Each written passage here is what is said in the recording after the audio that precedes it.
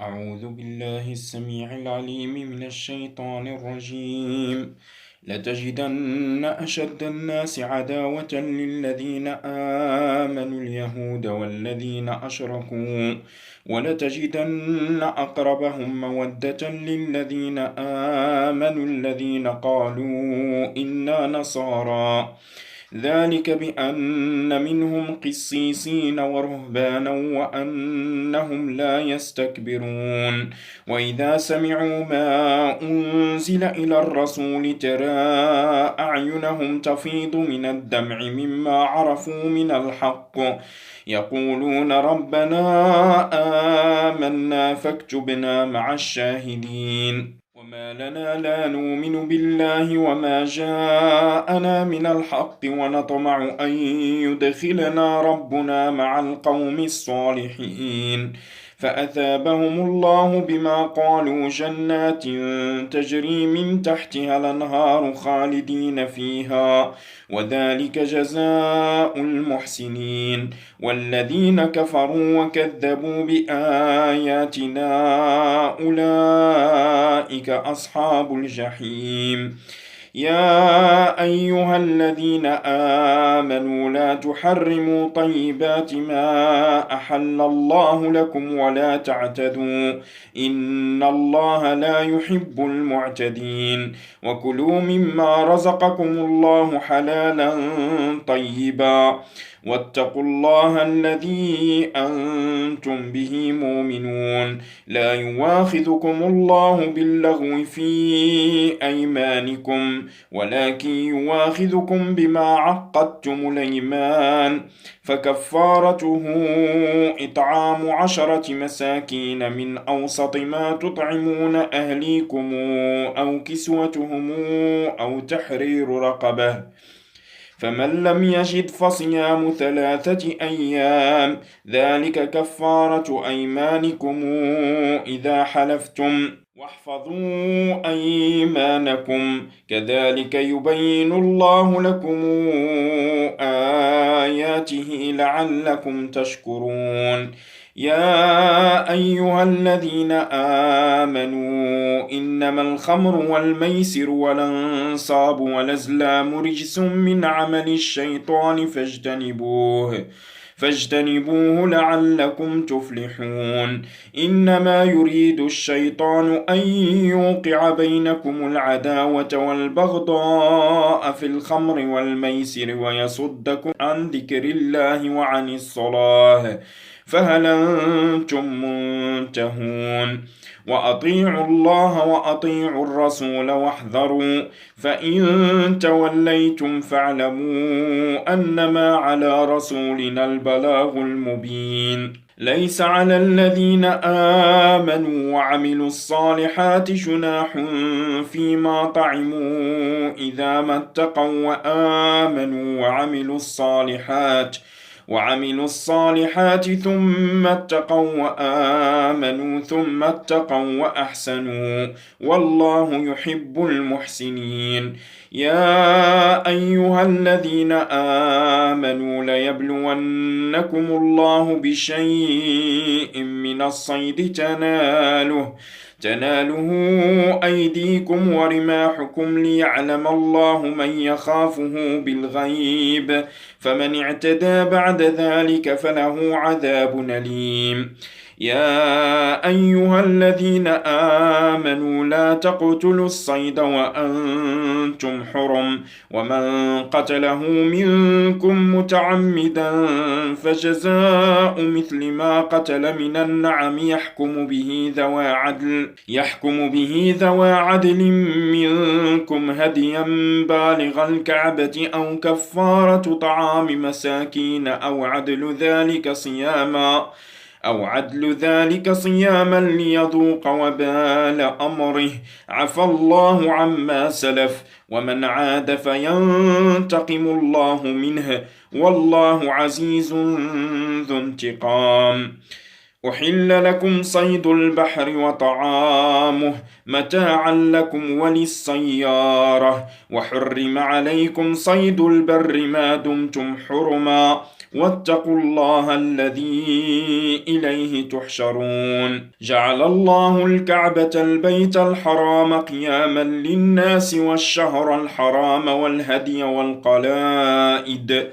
ذلك لتعلموا أن الله يعلم ما في السماوات وما في الأرض وأن الله بكل شيء عليم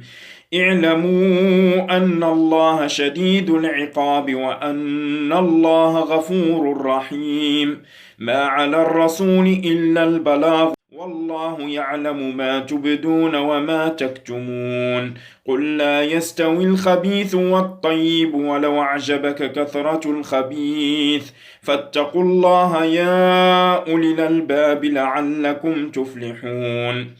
يا أيها الذين آمنوا لا تسألوا عن أشياء إن تبد لكم تسؤكم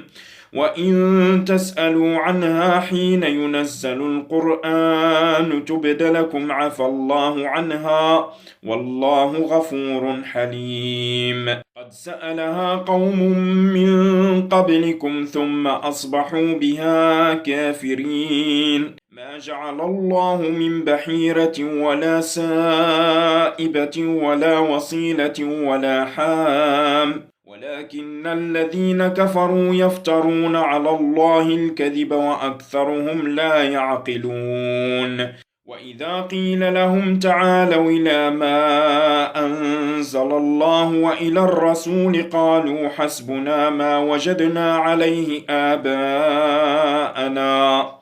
أولو كان آباؤهم لا يعلمون شيئا ولا يهتدون يا أيها الذين آمنوا عليكم أنفسكم لا يضركم من ضل إذا اهتديتم إلى الله مرجعكم جميعا فينبئكم بما كنتم تعملون يا أيها الذين آمنوا شهادة بينكم إذا حضر أحدكم الموت حين الوصية اثنان ذوا عدل منكم أو آخران من غيركم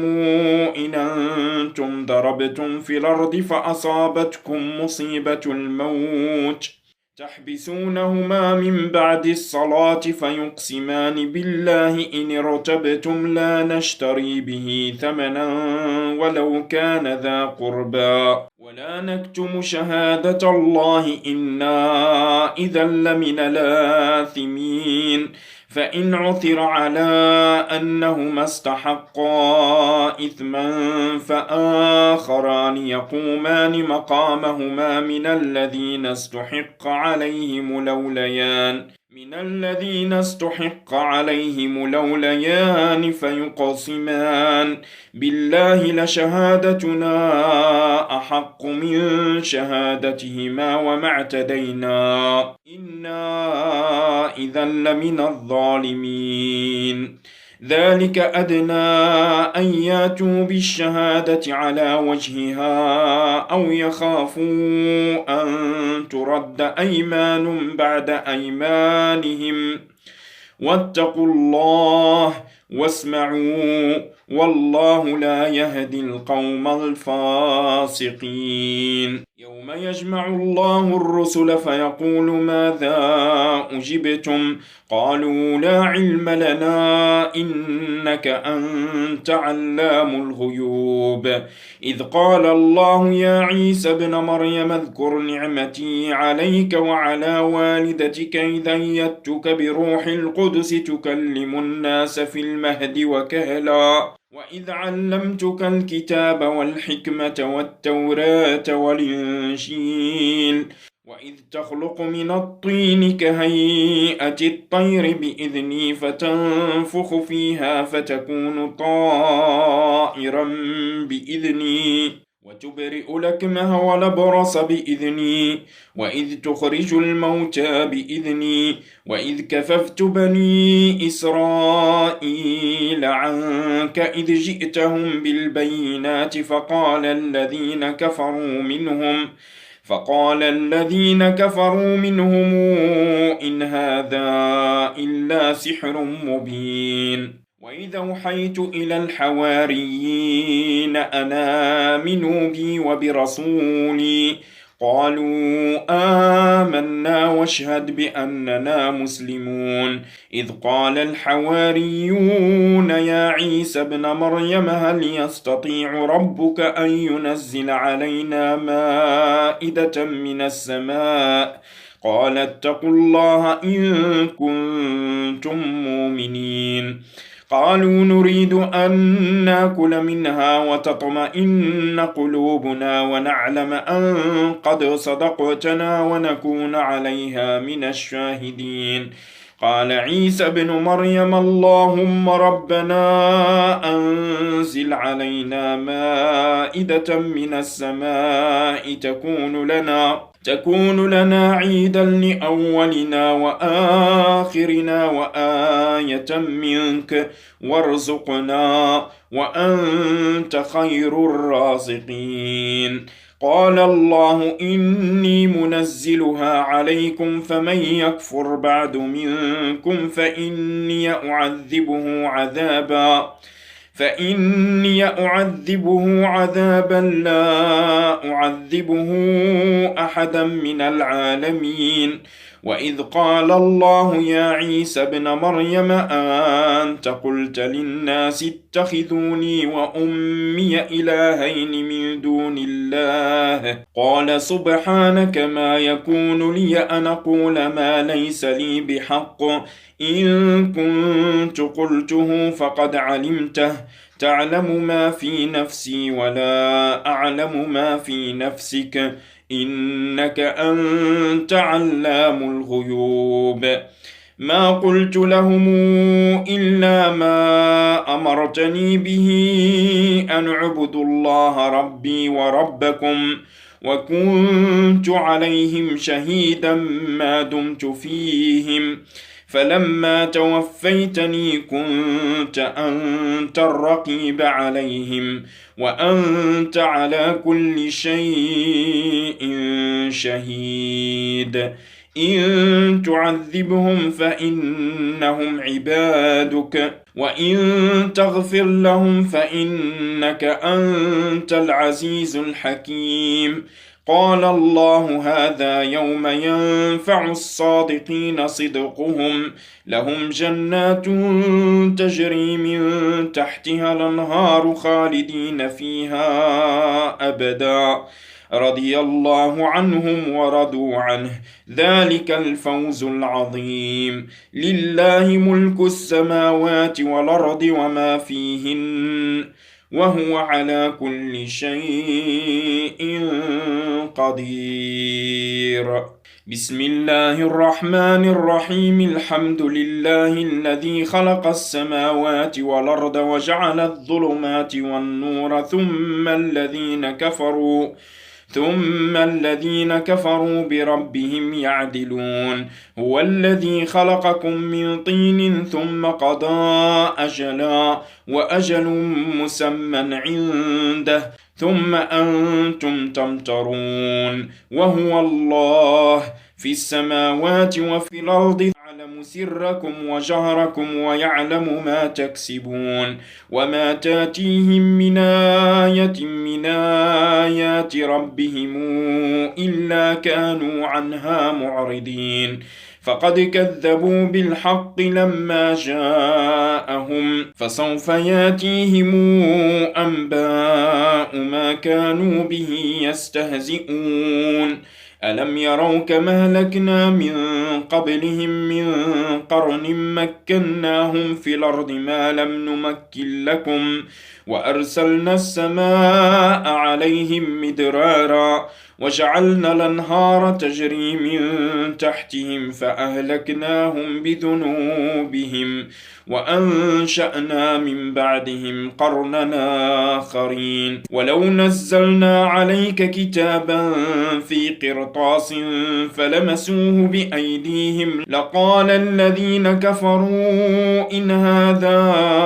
إلا سحر مبين وقالوا لولا أنزل عليه ملك ولو أنزلنا ملكا لقضي الأمر ثم لا ينظرون ولو جعلناه ملكا لجعلناه رجلا وللبسنا عليهم ما يلبسون ولقد استهزئ برسل من قبلك فحاق بالذين سخروا منهم ما كانوا به يستهزئون قل سيروا في الأرض ثم انظروا كيف كان عاقبة المكذبين قل لمن ما في السماوات والأرض قل لله كتب على نفسه الرحمة ليجمعنكم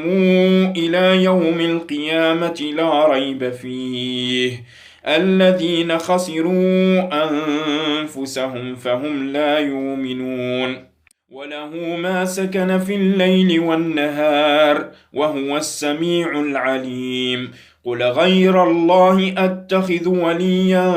فاطر السماوات والأرض وهو يطعم ولا يطعم قل إني أمرت أن أكون أول من أسلم ولا تكونن من المشركين قل إني أخاف إن عصيت ربي عذاب يوم عظيم من يصرف عنه يومئذ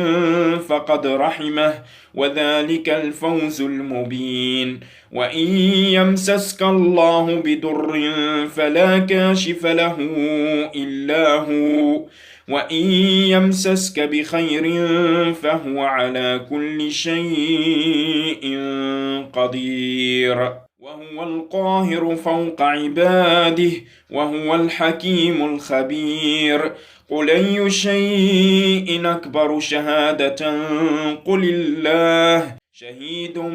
بيني وبينكم وأوحي إلي هذا القرآن لأنذركم به ومن بلغ أئنكم لتشهدون أن مع الله آلهة أخرى قل لا أشهد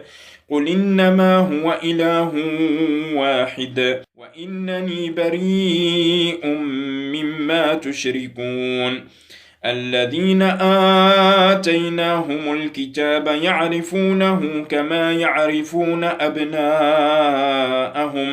الذين خسروا أنفسهم فهم لا يؤمنون ومن ظلم ممن افترى على الله كذبا أو كذب بآياته إنه لا يفلح الظالمون ويوم نحشرهم جميعا ثم نقول للذين أشركوا أين شركاؤكم الذين كنتم تزعمون ثم لم تكن فتنتهم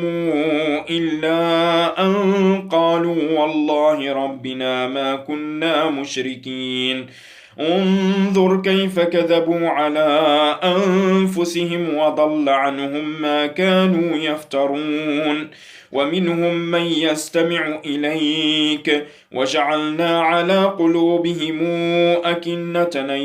يفقهوه وفي آذانهم وقرا وإن يروا كل آية لا يؤمنوا بها حتى إذا جاءوك يجادلونك يقول الذين كفروا إن هذا إلا أساطير الأولين وهم ينهون عنه وينأون عنه وإن يهلكون إلا أنفسهم وما يشعرون ولو ترى إذ وقفوا على النار فقالوا يا ليتنا نرد ولا نكذب بآيات ربنا ونكون من المؤمنين بل بدا لهم ما كانوا يخفون من قبل ولو ردوا لعادوا لما نهوا عنه وإنهم لكاذبون وقالوا إن هي إلا حياتنا الدنيا وما نحن بمبعوثين ولو ترى إذ وقفوا على ربهم قال أليس هذا بالحق قالوا بلى وربنا قال فذوقوا العذاب بما كنتم تكفرون قد خسر الذين كذبوا بلقاء الله حتى إذا جاءتهم